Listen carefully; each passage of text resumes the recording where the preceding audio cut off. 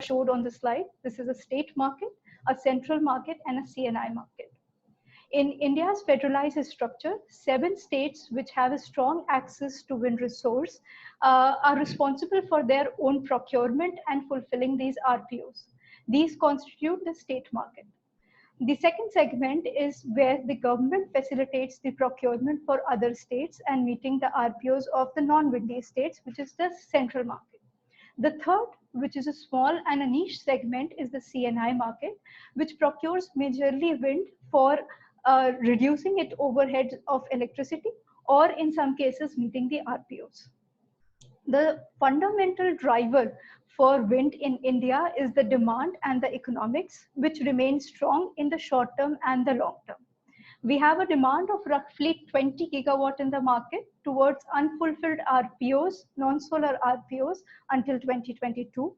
And talking about the economics, wind bid prices in India are roughly 20, 30, and even 40% lower than the average procurement prices in India in majority of the states.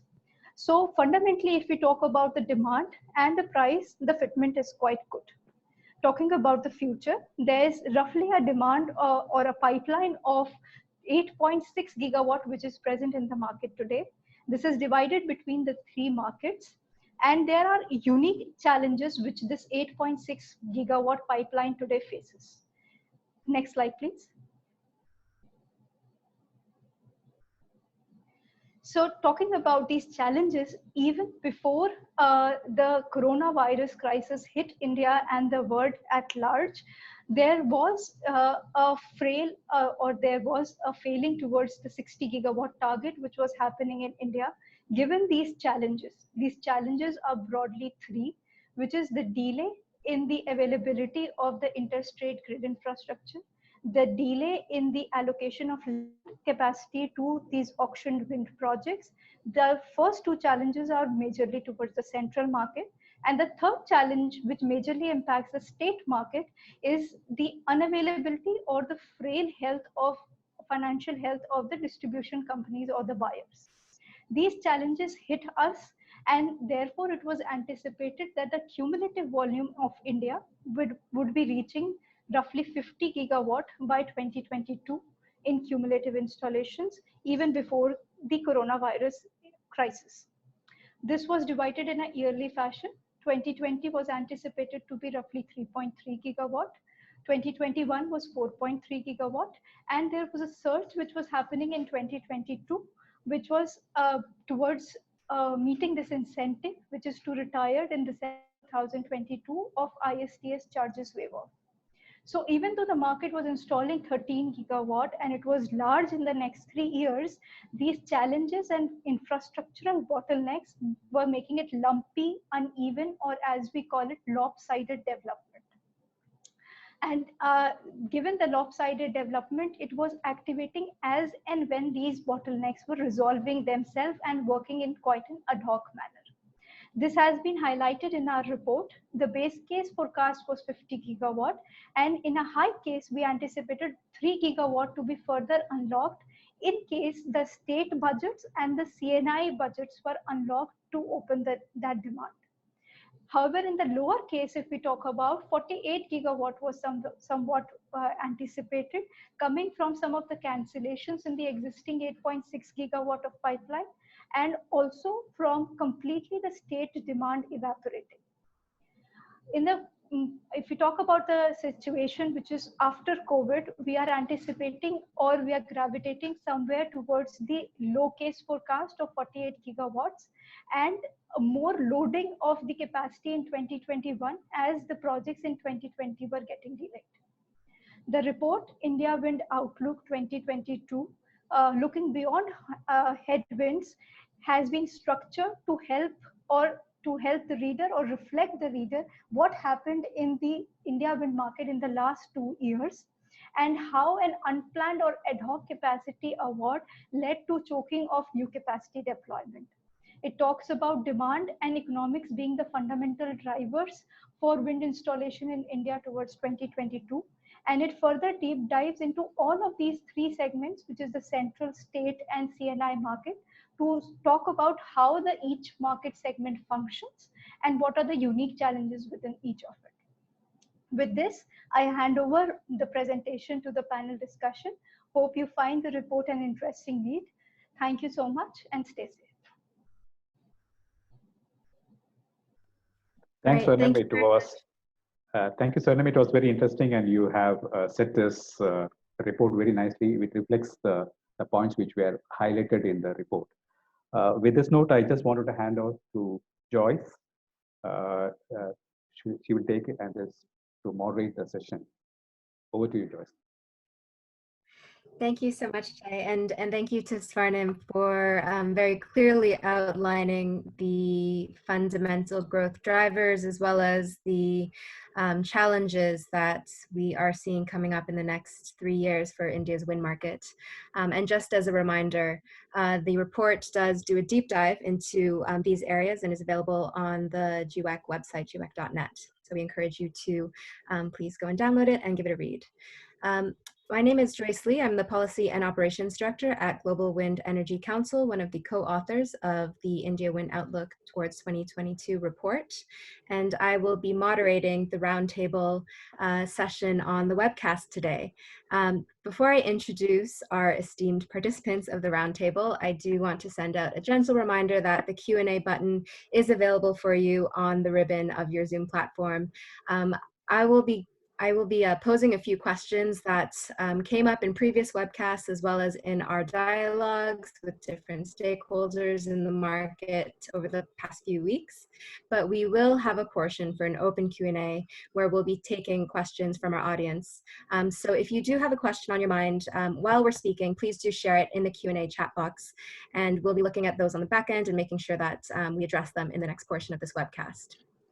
So we're very lucky to have with us 3 experts of India's wind markets, and I'll introduce them one by one before going into the discussion. We have with us Siddharth Jain, who is one of the founders, and he is a managing director of MEC Intelligence. This is a leading consultancy with offices in India and Denmark, working on maritime technology as well as clean energy. We also have with us Feng Zhao, who is the strategy director at Global Wind Energy Council with deep experience and insight into the global supply side and supply chain of the global wind industry. And then we have with us Mr. UB Reddy, who is the managing director of Enerfa Projects in India with more than 25 years of experience in project development for wind projects. So I think we're well covered here to cover the questions and the challenges facing the market today. And I wanted to start by heading off a question I know is on the front of everyone's mind, which is regarding COVID-19 and the impact on India's wind market. So I wanted to pose this first to Feng.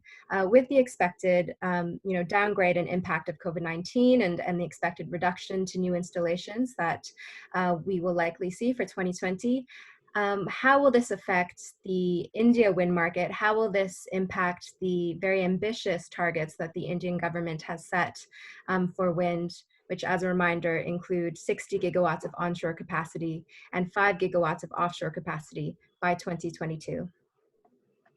Thank you for the question, Joyce. So let me first start with the impact of COVID-19 on the supply chain in India. In general, I think the challenge remains there. We got the lockdown start from April, and then the extension has been further extended. Now the government will have the lockdown strict regulation imply until the end of May. We don't know if situation will be improved. So therefore, so from the supply side, we believe that there will be an impact. Looking at the India market, absolutely, because India is one of the manufacturing hubs for the wind industry. So anything impact there will have the impact on the domestic installation. On top of that, we will see the further impact due to the lockdown in India on other markets as well on a global level. So back to the second part of your question, and we do know, yeah, there is an ambitious target renewable wise, 175 gigawatt for both onshore, offshore, and look at wind alone, 60 onshore wind plus offshore, there is a target of 5 gigawatt by 2023.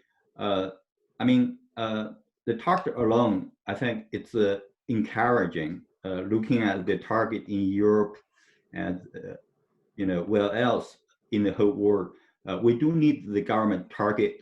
I mean, for renewable, long-term perspective, we do appreciate this visibility. That's a good signal. But looking at where we are today in India, 60 gigawatt onshore, that's the target by 2020. But looking at how many gigawatt we have by the year end 2019, we only have 37.5 gigawatt, which means to reach a target for the next 3 years, including 2020, each year we need to have 7.5 gigawatt. But is that going to be realistic? I don't think so, based on the situation. Even without the without thinking about the impact of COVID-19, 7.5 is already challenging, which has been clearly identified, mentioned in a report GWEC co-developed with MEC Intelligence. So now we have to put another layer of the impact that's COVID-19 on top of the general situation. So this is really challenging situation. But for the supply chain itself, based on experience in market, not just in Asia Pacific like China, we're looking at the situation in some of the established market in Europe, like Germany. It is possible to scale up the annual installation from, for example, I take Germany, for example. It is possible to scale up the annual installation from 2 gigawatt into 6 gigawatt within 1 year. But looking at the case of India, I'm not doubt about the capacity from the supply side, but it's mainly due to the challenges that our presenter Srivastava mentioned earlier in this call. Without solve the challenge in the entire market, it's really hard to reach your target. I think that's my general comment on it. Thank you, Joyce.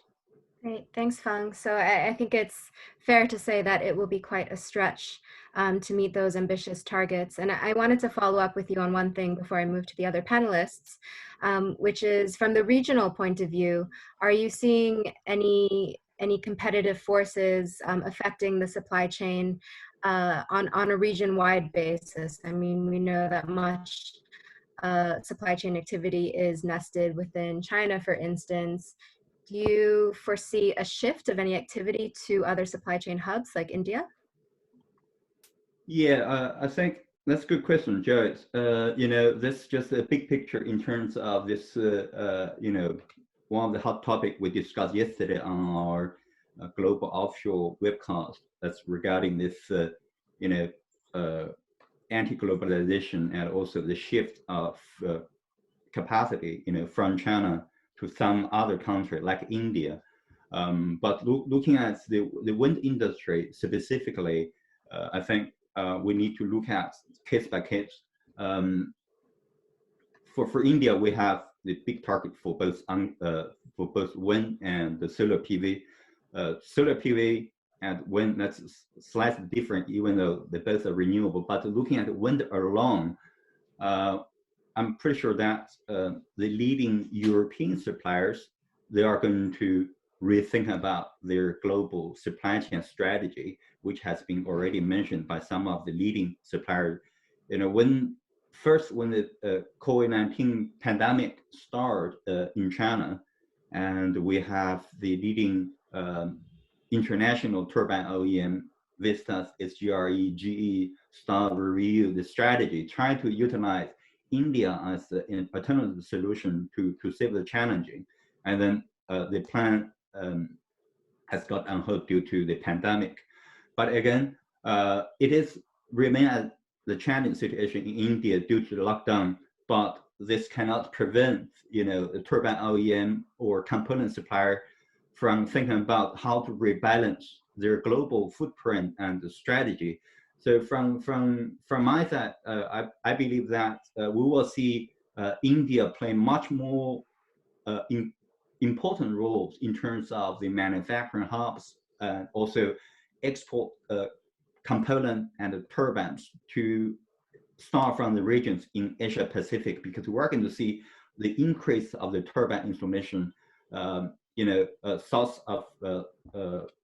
Southeast of Asia, including Vietnam, Thailand, Philippines, Indonesia, for example, and also it is possible to cover the demand in Australia, which is a booming market, looking at the pipeline over there. Again, there is an opportunity for India, the supply chain, to increase their important roles in terms of manufacturing, exporting, etc. But we have to think about the situation regarding what's the impact for local producer, turbine OEM suppliers. Right now, the situation is that looking at the market share in India, we see the local supplier, under the stress. Right now, in 2019, we only have the turbine installed by local suppliers, Suzlon, Inox. They are, and Sengling installed a few turbines, and now the brand will be disappeared next year. So looking at the India market right now, so it is a challenge situation for turbine OEMs. Our new data, which will be released next week, we can see the global top 6 turbine OEM already holding 72.5% of global market share. That's another 1.9% increase on the previous year, which means the bigger become larger, stronger, better. So therefore, if you don't have the global footprint, which means a lot of challenge, so that's exactly the situation for the local India supplier. So therefore, we need to looking at the case specifically. So that's my comment regarding the impact of COWI or the general market competition on the outlook from the supply chain for India. Thank you, Joy. Great, thanks, Feng. That's really interesting. And I wanted to bring UB in now with the project development perspective. Clearly, cost pressures have been accentuated by the COVID-19 pandemic across the value chain. Regarding the reduction of wind tariffs even further to something like declining further by 7%, as reflected in our report. Is this trend sustainable considering the margins for EPCs and OEMs are already narrowing? Thanks, Joyce. Thanks, GWEC, thanks, Jay, for organizing this seminar. Thanks, MEC Consultants, for putting together a good, excellent report. To answer the question, let me start by saying that in the past, the feed-in tariffs have helped the Indian wind industry to grow. And this is definitely acknowledged by everyone, including the government. But however, it was thought that the feed-in tariffs were not rational. And that is how the auction-based mechanism was introduced to determine tariffs. So auction-based mechanism, especially the reverse auctions, are a test to the RE industry in the country. So when the auctions were introduced in the year early February 2017, the industry encouraged it and they were happy to participate. And as a part of the SECI 1 bid, the industry participated with all the enthusiasm and vigor. And the tariff that was discovered, in my opinion, was very appropriate and realistic. And once the new tariff got discovered, and this tariff was much lower than the feed-in tariffs that were followed in the country, and so with the new discovery, all the projects were with feed-in tariffs were either suspended or cancelled. So SECI 1 happened in the year February 2017, and between the SECI, that was the first bid, and between the bid 1 of SECI 1 and to the SECI 2 bid, which happened in October 2017, there was an 8 months gap. Now, within this 8 months, actually, like many things happened. One, the feed-in tariff projects, which were ongoing projects, which were suddenly stopped, were stalled. The other hand, the SECI 1 was only 1,000 megawatts, and only 1,000 got blocked as far as the OEMs were concerned. And within these 8 months, like there are a lot of inventory got piled up. As many of you are aware, like in India, like during the FIT regime, the turbine manufacturers never linked the manufacturing to a specific order from the customer. Every OEM had annual targets, and they went ahead and procured the raw material, and the manufacturing happened independently. So is the case in terms of procurement of land, approvals, etc., etc. So in the year 2017, the Indian market did very well. We did about 5 gigawatts of installations. And so industry was expecting that like in the subsequent year, the growth trajectory would be maintained. So there were a lot of plans which the OEMs or the EPC companies had made for the year 2017. But when FIT projects got stalled, and between the first auction to the second auction, with an 8 months gap, when people had to participate in the bids, the turbine manufacturers had a lot of inventory with them. So because of this, the tariff from 346, which was the SECI 1 tariff, it fell to 264 in SECI 2. And between SECI 2 to SECI 3, the tariffs further fell to 244.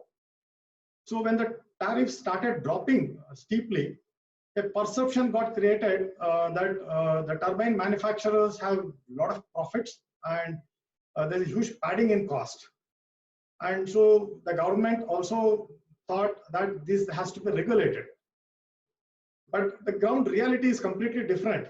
So if the tariffs have fallen from 346 to 243 or 244, it was primarily because the ongoing projects with FIT got cancelled. The manufacturers had huge inventory with them, and so they had to liquidate the inventory, and so it was more of a distress sale. So in view of this, they had to actually offer the projects at a lower cost. But if the perception, if you had to believe that it was true that manufacturers had huge margins in the business, so let us look at the health of the OEMs today. In the year 2014, we had 20 OEMs in the country, and today, with the introduction of auctions, we are left with 3 or 4 active OEMs. Now, there are many OEMs who got benefited with this auction market are also struggling. The EPC companies are bleeding. The component manufacturers are running their manufacturing facilities half empty. The logistic companies, the contractors, whether civil, electrical, etc., etc.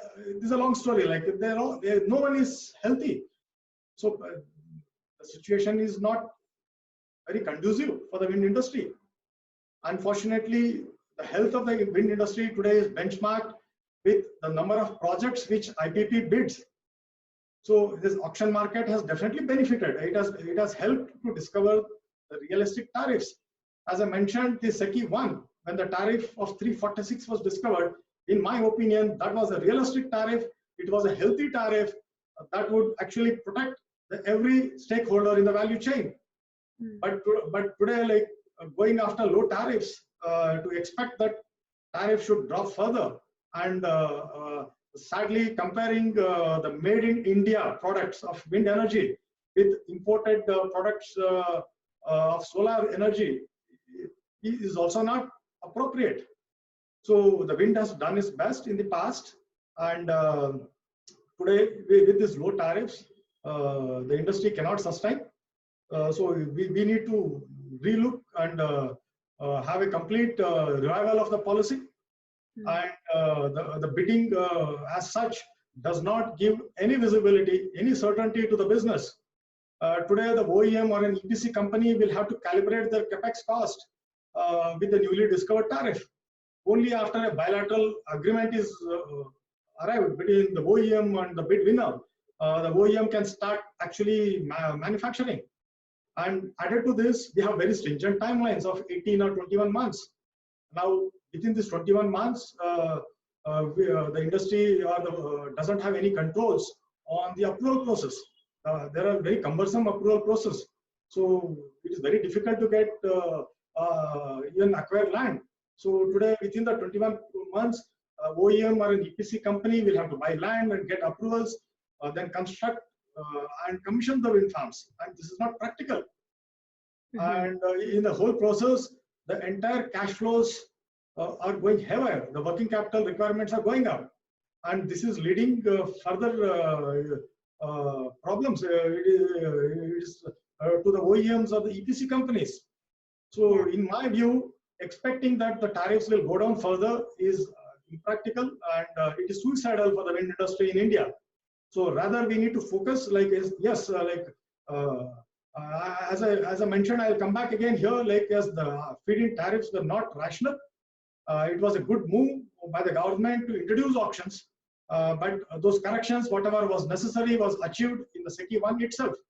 So, having bid now, the bidding has served its purpose. Now, if we have to achieve the targets of 60 gigawatts, I think we need to have more certainty to the business. So, for which I would request the government to start engaging with more stakeholders within the industry and not limit their discussions and engagement with few IPPs. Yeah, so I think it sounds like the expectations for cost as well as timing are going to be difficult to deliver on in the context of these government targets of 60 gigawatts by 2022. And I think we've mainly focused on the cost pressures on, the supply side, and the IPPs, but I wanted to also address the cost pressures on the discom side, on the off-takers. Payment risk and liquidity are perennial challenges in the Indian wind market. But we've recently seen a proposal for 900 billion of a relief program for discoms, as well as amendments to the Electricity Act, which are meant to strengthen the tariff regime, including the setup of a contract enforcement authority for power. Let's turn to Siddharth at MEC Intelligence. And Siddharth, I wanted to ask, how are these two measures, the Discom Relief Program and the Electricity Act amendments, going to work or fall short of resolving payment issues and helping wind IPPs? Thank you, Feng, and thank you, GWEC, for organizing this webinar, and looking forward to a good discussion. So, the liquidity measure that has been announced is basically a soft loan towards state governments, and they have to fulfill a couple of conditions to be able to access this soft loan. The first condition is that they have to clear all their pending bills in a stipulated time. And the second thing is that they have to give an affidavit where they have to undertake that all the subsidy payments towards electricity consumers as well as these generators that need to be paid on time.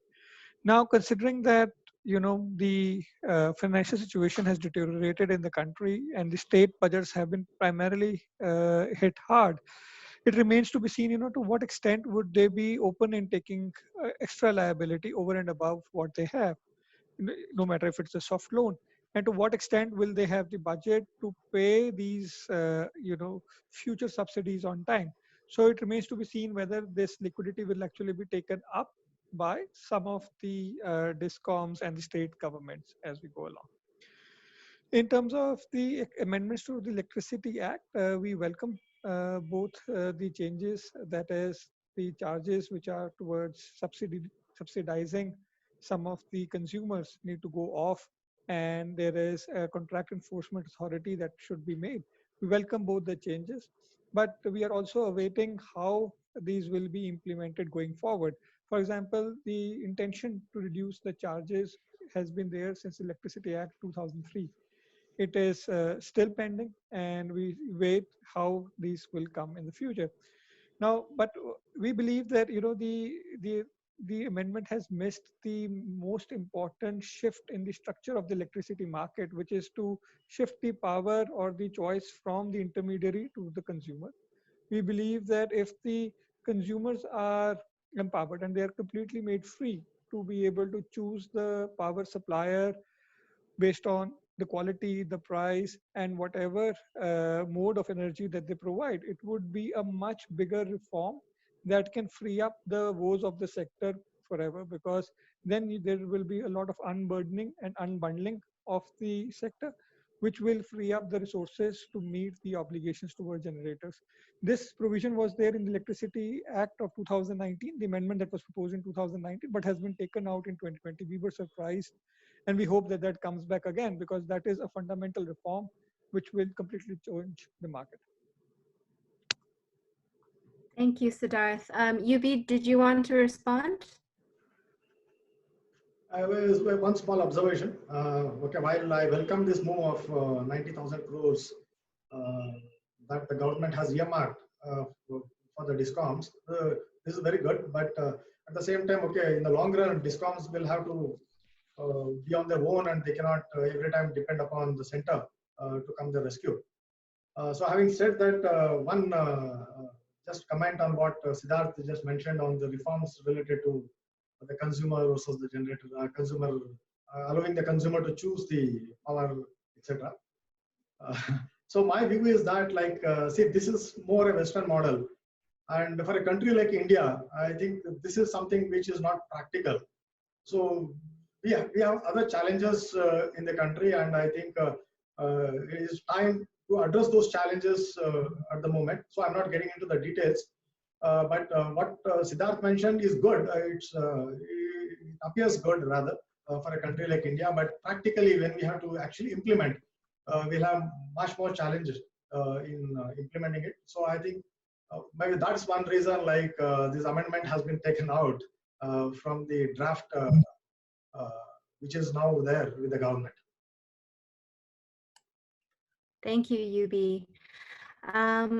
Let's approach this issue of low tariffs from a slightly different angle. And here I would raise the recent SECI round-the-clock or RTC tender for solar power, which resulted in a very low tariff of 2.9 INR per kilowatt hour. And that was picked up by Renew Power. This one can be taken by any of our participants here. How might these round-the-clock tenders impact future growth in the wind market? Would there be scope for pickup among hybrid projects, for instance? Maybe if I could turn to Siddharth first, and then I'll come to you, Yubi. I can see your mic is on as well. Yeah, I think the major change that this new RTC tender has done is change the perception of renewables in India. Both from being considered as an intermittent source to being considered as an important part of the energy basket, where the power can be supplied round the clock. This is not firm power, but still it is it's available for around 80% of the time. So that's quite good. The second is that the price at which this has come, this has created a lot of optimism that renewable energy will play a central role going forward in the volumes.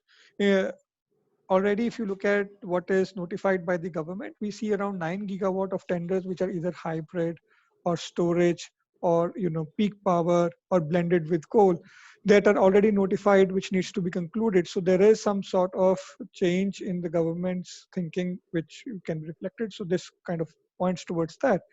The only consideration regarding the price is that this tender was kind of invited by two specific entities in India. We have to still see what is the acceptance of this sort of pricing with an escalation in the discoms at general, whether they will be willing to sign power supply agreement. But I believe that that's a lower risk because this is quite low as compared to coal power. And if there is a choice between coal and renewables at this price point, discoms should come around. Thank you. Yubi, would you like to respond? So I agree with what Siddharth mentioned. So I too welcome this RTC tenders which are coming up. But let me say that this 290 is not a fixed tariff.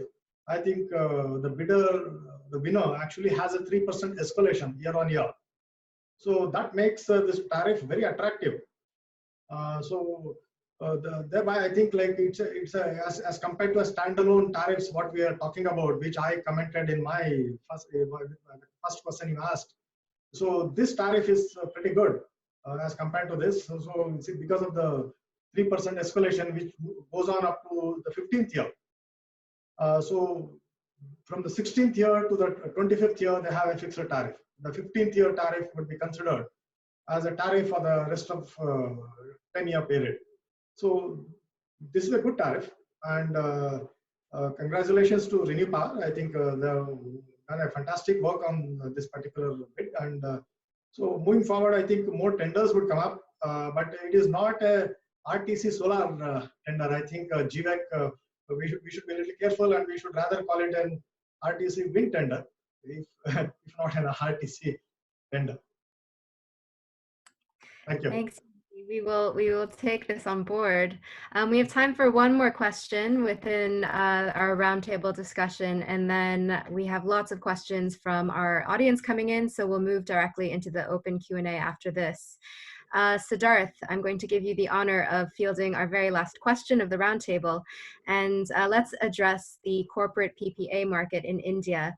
How significant do you see C&I in being a growth driver? Swarnim did address this as a area to watch in her section of the presentation. Can you speak a little bit about whether there's a framework there to really support and drive the bilateral market? Yes. So it's a well-known fact that corporates in India, industries in India pay the highest amount of tariff. It can go from 2 times to 5 to 6 times of what the consumer in general is paying.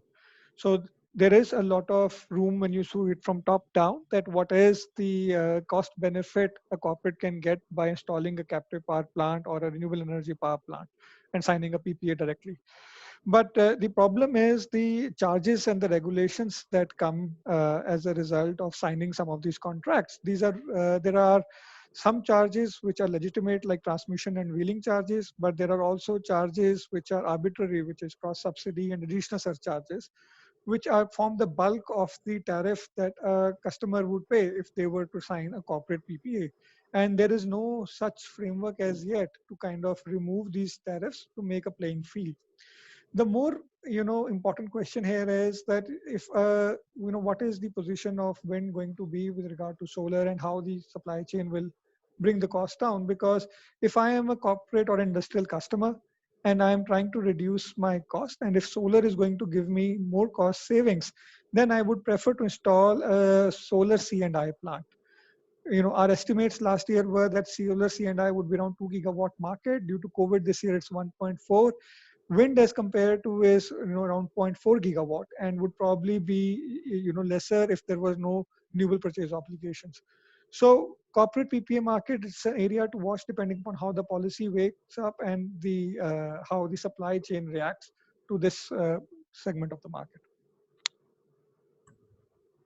Great, thank you very much, Siddharth. And thank you to all our participants for taking part in this very engaging and interesting roundtable discussion. I think we touched on lots of interesting points, market trends, large and small, from regional supply side consolidation to the guiding hand of low tariffs, and whether we can rely on that to really deliver the ambition of the government's wind targets. Now I want to hand it back to Jay, who will help facilitate the Q&A and give our audience a chance to ask our experts about what growth looks like from here on. So Jay, I'll hand it to you. Yeah, thank you, Joyce. It was very nice, and thank you all the speakers. We have an interesting question, and we have one interesting question from our friend Hemant. Could you post your question to our panelist? Hello? Hemant, can you hear?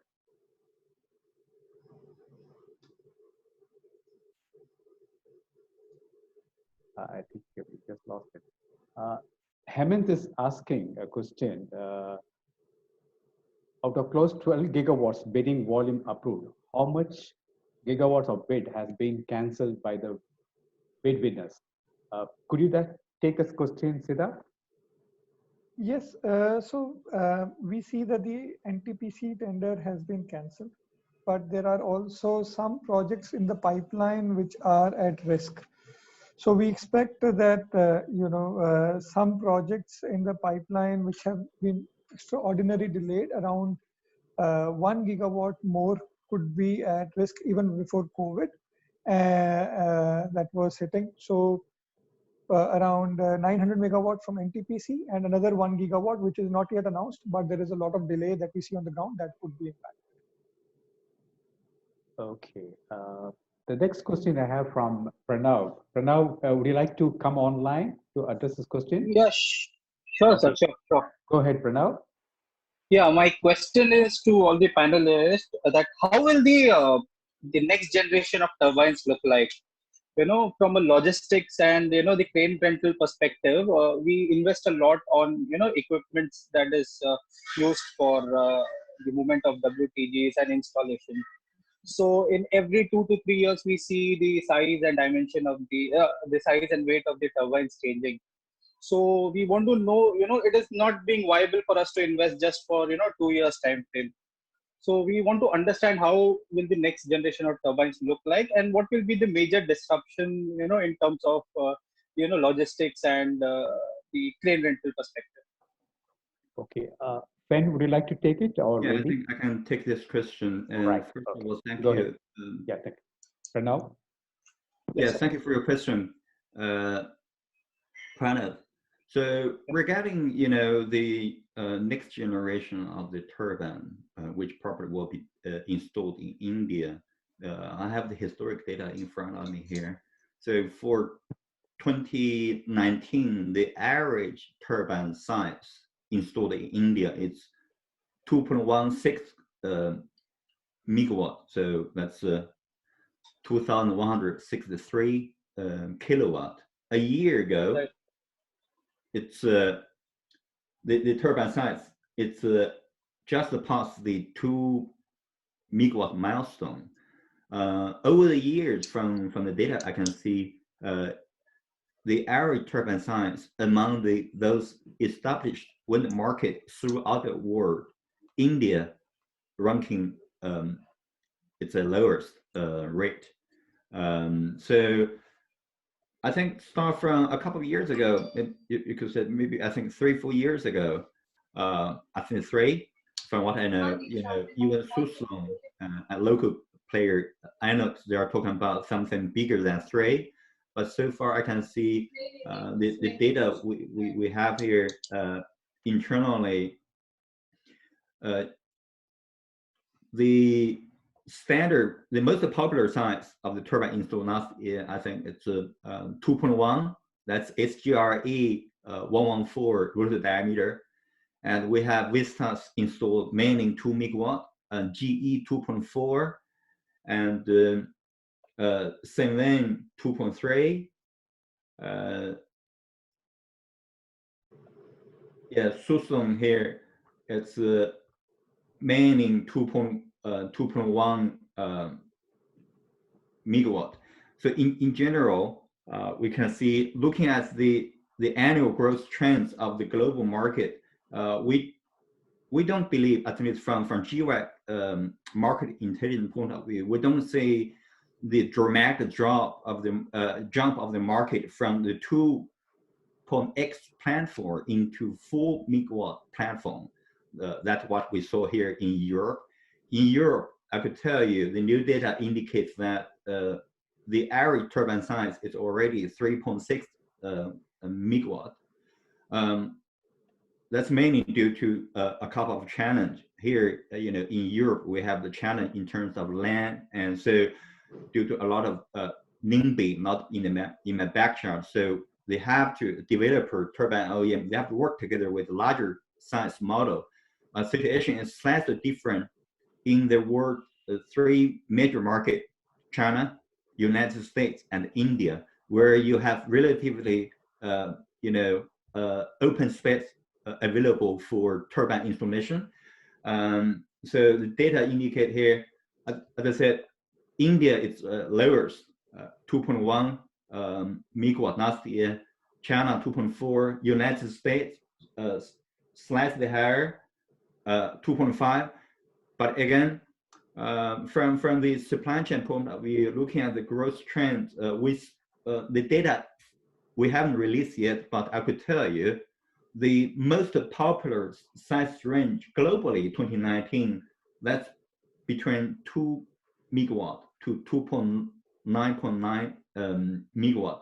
So that's remain the mainstream product, more than 53% global market share. So back to India, I think it's going to take a while. I think there will slightly, the turbine will be replaced from, or will grow, the average turbine size will grow from the 2.x into 3.x. So that's how we see on market with relatively open space. So regarding the dimension, etc., I would rather leave this question to our panelist, Ms. Reddy. From the developer IPP perspective, is there any challenge we have in India if we will replace the standard turbine, let's say 2.x in India, immediately with larger size, 3.x, 4.x? Thank you. Can you help a bit, Ms. Reddy? Thank you. Okay. See, this question what Pranav has raised is very relevant today because with this bids happening and the government chasing low tariffs, the turbine models are also fast changing. So every leading turbine manufacturer in India in the last 1 year has rather introduced more than one model. Now, this is causing problem not only to the logistic companies or the other stakeholders, it is also causing problem across the value chain. See, it's always easy to bring in a new model, but at the same time, like to calibrate every activity of wind business to the new model has challenges, not only in terms of efforts to put up a turbine at the site, but also in terms of cost aspects.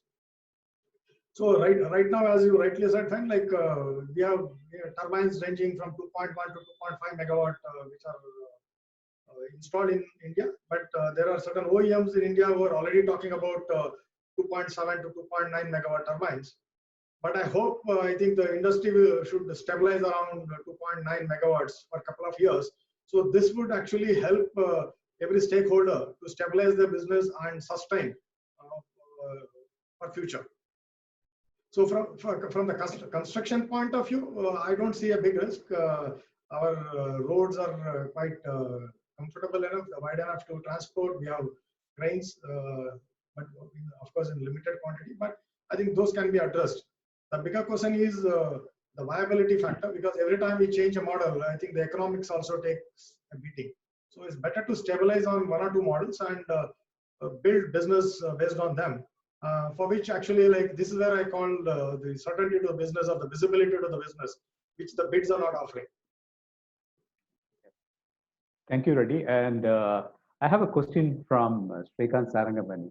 Srikant, are you there online? So we can take the question. Yeah, Jay, yeah, very much. And thanks for organizing this webinar. And I have a question regarding why this recently the informed the bid for 12,000 megawatt for the CPSU doesn't include wind, because wind is already a matured market, and from our industry's opinion this should have been included, and I request the organizers to take some effective steps to include this in the upcoming. Reddy, I think the question what he was asking is, the recent 12 gigawatts which the CPUC was been announced by the minister. But I think during the discussion, they also mentioned now they like to consider wind and solar during the conversation. Reddy, would you like to take up this further? Yeah, okay. It's a good question, brother. In fact, this question was also brought up by Mr. Tulsi Tanti in the meeting with the Honorable Minister. And the Minister now has agreed to also include wind as a part of the PSU bids. But this is good decision from the minister. It's a course correction. But however, like why was wind taken out? That's a big question. Wind is a made in India product.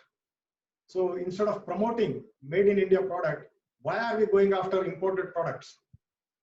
Prime Minister Modi has very clearly stated in one of his recent addresses that be vocal about local. So wind is a local product. So I would strongly agree with Mr. Srikant that MNRE or the PSU actually should have included wind, and wind should have been their first priority rather than an imported products from abroad. So nevertheless, the minister has stepped in, and I think he is getting it corrected. So wind will also have an opportunity to participate. Thank you, Reddy sir. Thank you, Jay. We have a question from Mr. Karan. Karan ji, are you there? Okay, I think he's not there. So the question what he was asking is to ABC.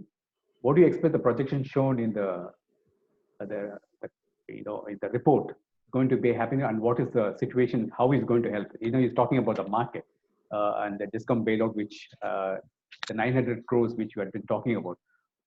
Could you, Siddharth, would you like to say he's looking after beyond 22? That's what his question is in nutshell. Yeah, so in beyond 22, I think that in 2023, if the tariff, waive offs, the transmission charges waive offs are not reinstated, then there will be a drop for some time. But the value of wind cannot be denied in the energy basket of India, because it is congruent with the price as well as the demand for peak power in India, which is during the morning and evening hours. When wind is producing, then the demand is also high. So it will be a very essential element of the energy basket of India, and government has also, that's why, put up a big target. They want to add another 100 gigawatt. But I think the trajectory of this would be dependent upon, to a large extent, how much the government is able to put in terms of evacuation infrastructure on the ground to access power from all the wastelands, and how do you manage the grid to be able to do that, apart from the efforts that the supply chain would make to reduce the cost. Okay, thank you. I have a question from Sundar. This is to Reddy. He's asking how many megawatts likely to get commissioned in the auction tender in next 2 years in reality? Yeah, so our base projections, as Swarnim was also mentioning, was around 10 gigawatt between 2019 December to 2022 March, and then we are hoping that some of these would come from the 2022-2020 auctions that have been conducted so far. That is from SECI 2 to SECI 9, and then some of that would be tendered going forward, because some new tenders would be coming. Good. Reddy sir, you would like to add something on this? Sundar knows the industry status. So in the year 16-17, we did 5,500 megawatts. Yep. 17-18, we did 1,700 megawatts. 18-19, we did 1,400 megawatts. 19-20, we have done 2,100 megawatts. So the industry does not have a magic wand to completely change this from today to 2022.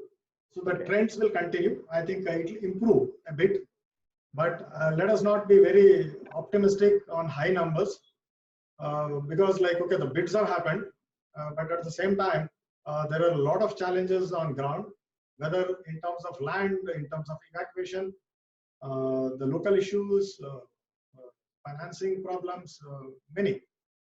So taking all the issues into consideration, I am little pessimistic in terms of how much can actually get done. So it also depends on how soon we get over the COVID crisis, because today the industry is shut. So how long this will continue, we don't know. When the labor would come back, we don't know. So there are multiple issues. So I would keep my fingers crossed. I will not like to commit a number. Yeah, thank you. I think the timing running out, and we definitely will be answering the questions through the email. But before closing down, I'd like to take a last question from Chirag. Chirag, could you just post your question, Chirag? Yes. Can you hear me? Yeah. Go ahead. Okay. So good afternoon, everyone. So my question was with respect to the reliability of the existing installations.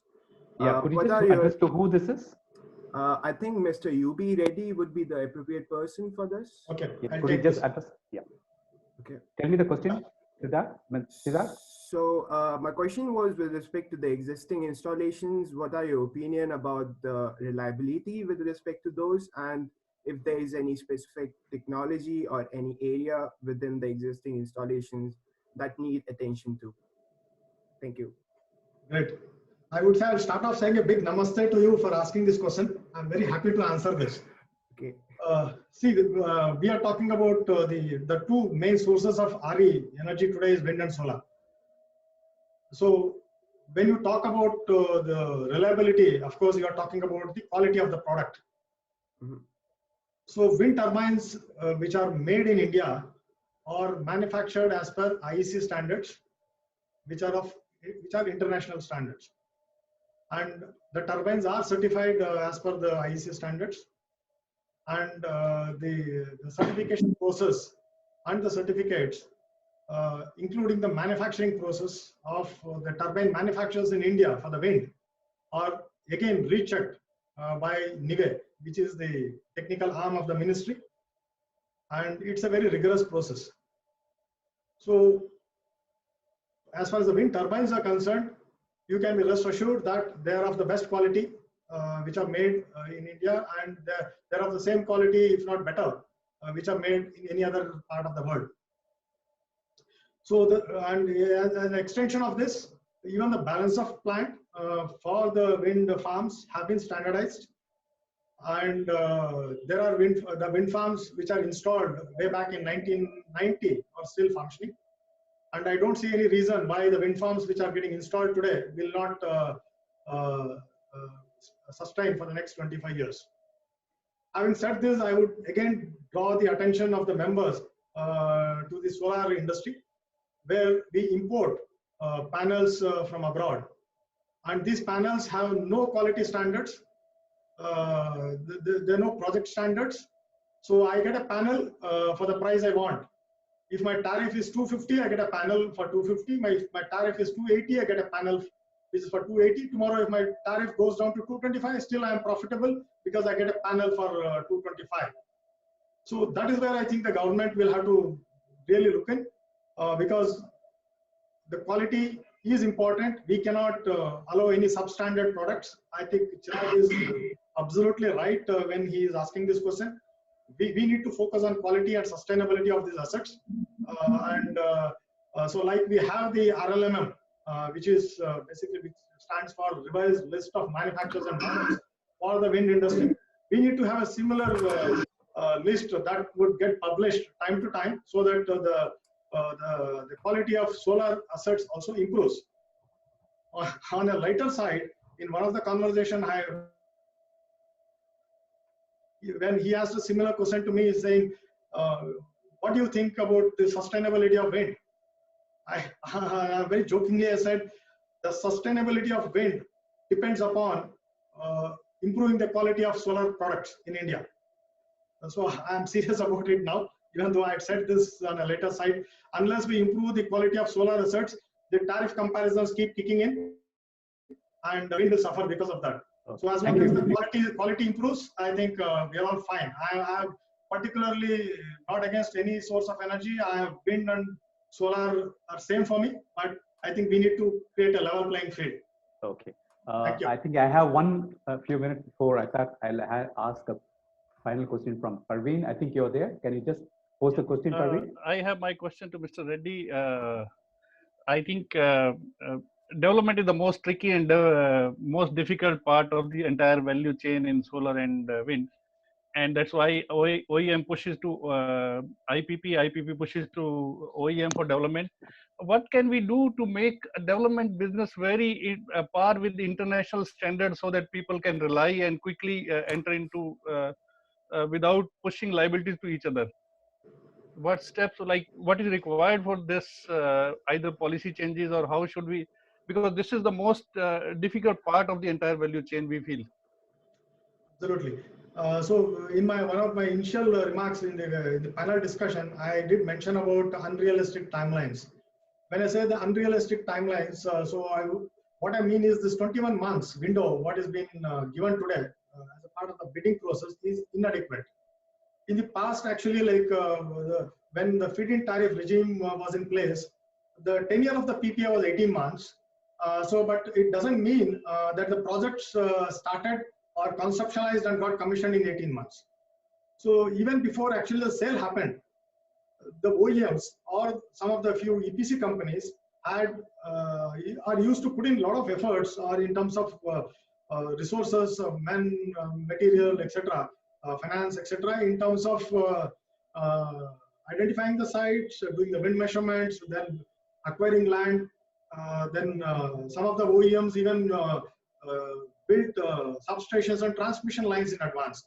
And only after that, project or the project teaser was made, and that was given to the sales to go and offer the projects in the market. And so, which means like within that 18 months window where the sales actually closes an order, more than 60% of the development activity is already done. As you are aware, the biggest challenge today is to acquire land and get permits. And if this can be done in advance, so the life becomes easy. But unfortunately, the bidding process does not recognize this.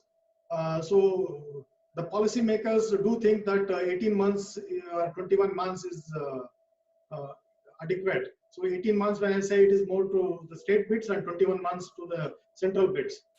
So we need to change this. We need to change this, and just 10 seconds, Jay.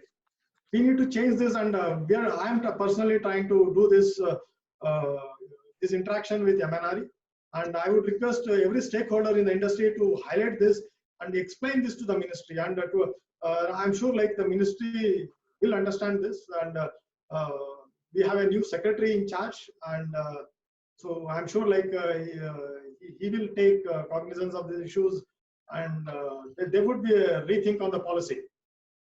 Yeah, thank you. Siddharth, could you just add, before we wrap up this session, could you just add your comments? When we have worked with industry players, we see that the major barrier to this is the lack of demand in the market, because if you develop all this and there is no uptaker who is able to take this asset off your balance sheet, then nobody has an incentive to invest. So in our opinion, if there is a more stable trajectory of demand coming in the wind market, there will be companies that will start investing into this, because there will be margin to be made, and IPPs will themselves then start doing this. We also foresee, if there is demand. Right now, because there is no demand, nobody knows how much it is. So, and the OEMs are the only one who have that demand consolidated. They are in the best position to spread those costs. So that's why some of this has been taken by them. But if the demand trajectory improves, this will get better. Yeah. Thank you. Thank you, Praveen. With that, I think I will wrap up this webinar, and I thank you all the speakers and the participants for coming here. For some reason, if we have not answered your questions, but definitely we got your emails, and we will answer individually your questions. And thank you once again. For the further updates, you can check up our website at gwec.net and Wind Industry and Market Insights.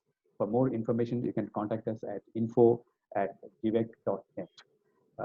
With this note, I'd like to thank you once again for participating and active questions you have asked across, and wish you all the best and stay safe. Thank you. Thank you, Jay. Thank you.